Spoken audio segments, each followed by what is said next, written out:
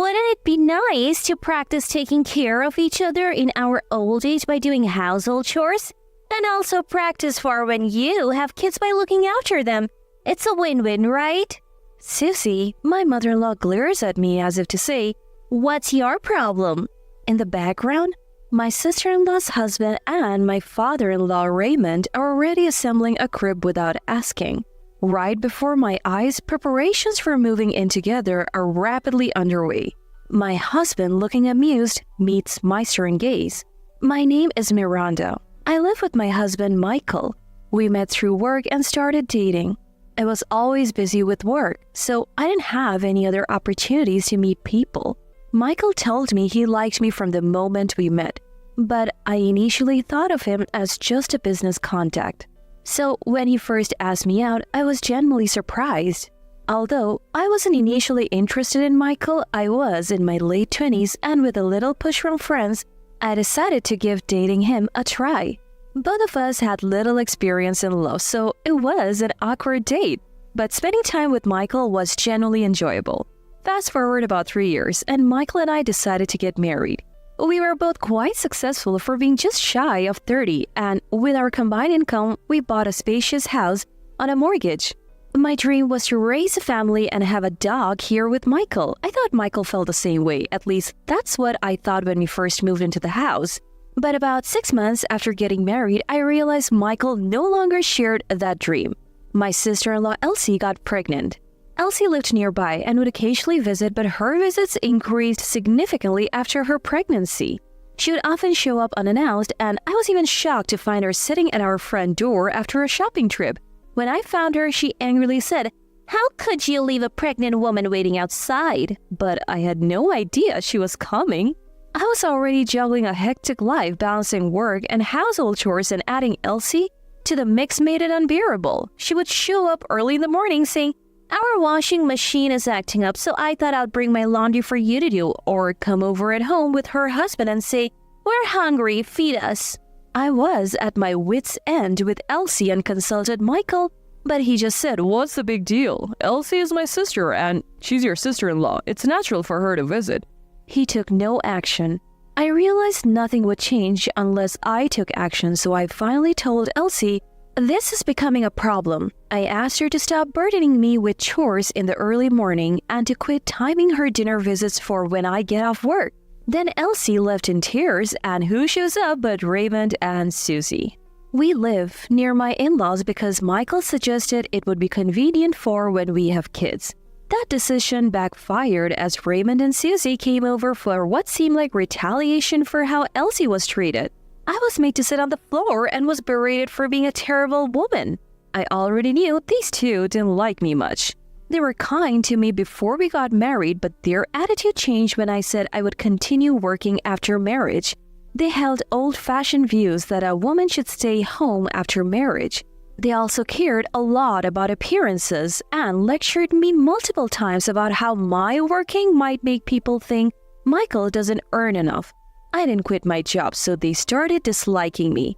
I had reservations about building a house near them, but they're important to Michael.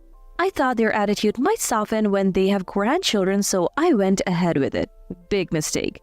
They scolded me for over an hour, saying it was terrible not to help Elsie, who's pregnant. "What if something happens to the baby?" they said, and then demanded drinks when they were tired from their lecture. Even the coffee I made was criticized as being bad and bitter after they left. I was so frustrated that I cried. I even told Michael, "If Raymond and Susie are going to be involved, I want a divorce." Michael was shocked by the word divorce, but seeing me cry, he comforted me saying, "I didn't know you were feeling so cornered." He promised to talk to his parents, and a week later, Elsie's baby was born. It was a cute girl, and both Michael and I melted when we saw the pictures. A week later, when I was idly thinking about wanting a child with Michael, Elsie showed up at our house, and she didn't come alone. She brought her husband, Raymond, and Susie, cheerfully announcing, "We're here."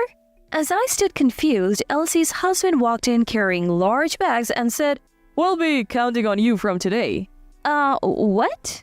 I was confused, but Elsie's husband and Raymond were carrying a lot of luggage into our house from the car they had parked in front of our house. What's going on? When I asked Susie, who was sorting through the items in the entranceway, what was going on, she snapped at me.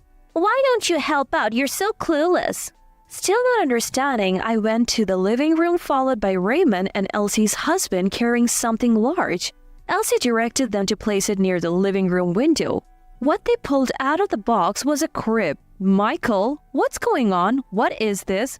It's a surprise. A surprise? Look, Miranda, you've been having a hard time with Dad and Mom, right? I thought if we all lived together, you would see how great they are and get along. What are you talking about?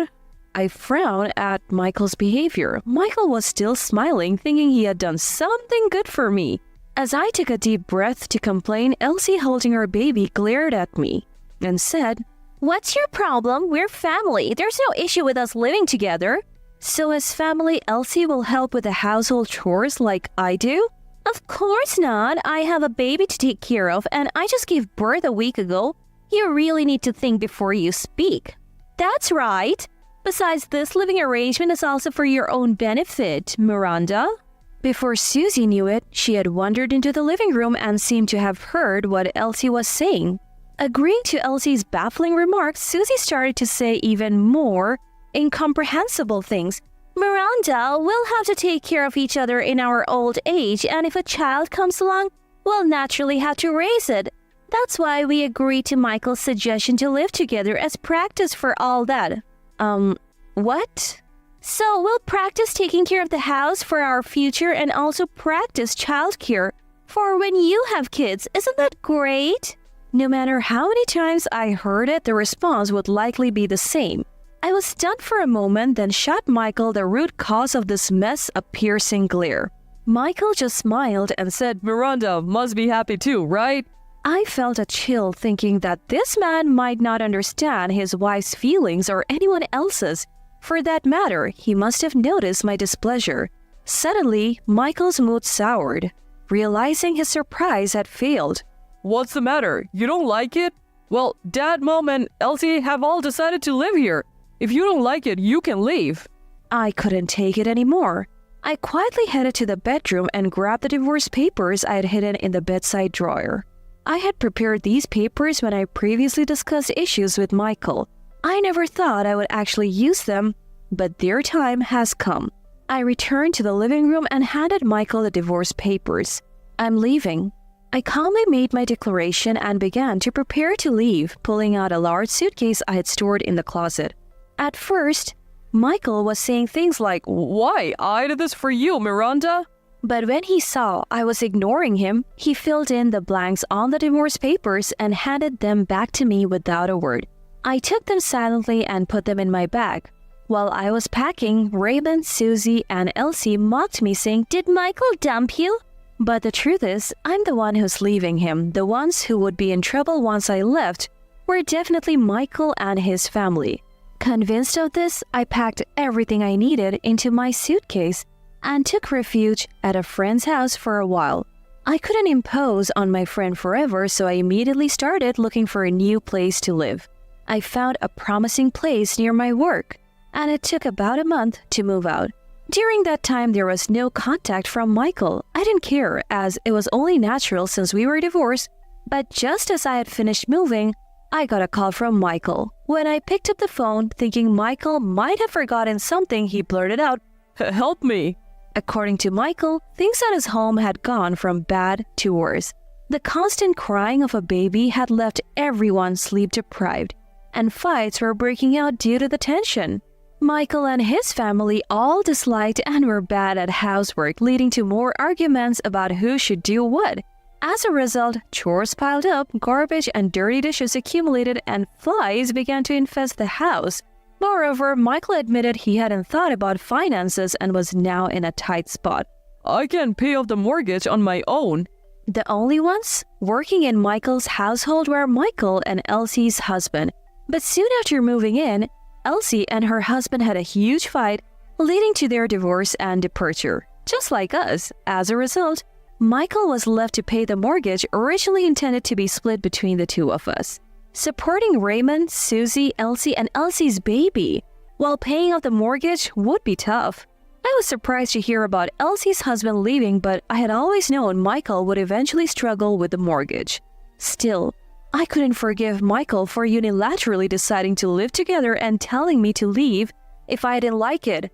Where are you now? Things are really bad here. Dad and Mom are getting sick and Elsie isn't helping with anything. She even takes money from my wallet. Do you think calling me back will solve your problems? I don't understand why you think my return would fix anything. You're not just trying to use me as a housekeeper to lighten your load, are you? When I said this sarcastically, Michael fell silent. I wanted to live happily with you in that house. You're the one who ruined it. I don't need to see it to know you're struggling. With parents and a sister like that, it must be tough. But you chose this, so you'll have to deal with it. Dad, Mom, and Elsie are more than just selfish. It's fine. You said it yourself. Living together might make everyone get along. Michael had decided to move in together as a surprise to make me, Raymond, Susie, and Elsie get along. When I reminded him of this, he hesitated and said, "Well, anyway, we're divorced now, so it's none of my business. Good luck with the housework for your future caregiving and the childcare practice for when you have a new wife and kids." With that, I hung up and blocked Michael's number.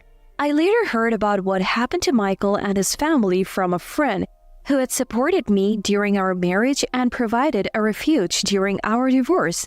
This friend worked with Michael and had grown up in the same town, so they were in the loop. Michael continued to live in the house we had built, but the neighbors had a poor opinion of him. The constant crying of the baby and the insect-infested garbage-filled house had earned him their disdain. Raymond and Susie were in poor health, frequently going in and out of the hospital. Michael was taking care of them while also raising Elsie's child. Elsie apparently found a new boyfriend and left the house, neglecting her own child in the process. When she returned, she was pregnant and it turned out her new lover was already married. Even Michael couldn't contain his anger at Elsie and kicked her out of the house. Elsie, who had been financially supporting her new boyfriend, was now in debt and working a demanding job that provided lodging just to make ends meet. While I was shocked at how far Michael's household had fallen, it felt like poetic justice. As for me, I also found a new love.